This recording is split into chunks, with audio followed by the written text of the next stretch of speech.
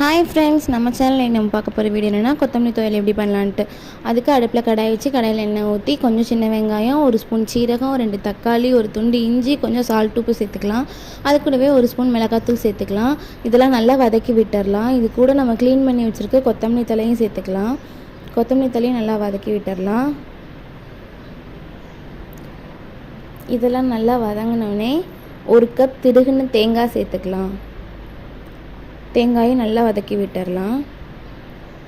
நமக்கு மிளகாத்தூள் சேர்த்துருக்கனால நல்லா பச்சை வாசம் போகிற வரையும் நல்லா வதக்கி விட்டுடலாம். வதக்குனதும் இதை நல்லா ஆற வச்சு ஒரு மிக்ஸி ஜாரில் மாற்றி நைஸாக அரைச்சி எடுத்துக்கலாம். நல்லா நைஸாக அரைச்சி எடுத்துக்கலாம். இப்போது துவையலை வேறு பவுலில் மாற்றி துவையலுக்கு தாளிப்பு சேர்த்துக்கலாம். தாளிப்புக்கு எண்ணெய், கடுகு, உளுத்தம்பருப்பு, கருவேப்பிலை மட்டும்தான் நான் சேர்த்துக்கிட்டேன். சூடான சாதத்தோடு சாப்பிட சூப்பரான காம்பினேஷன்.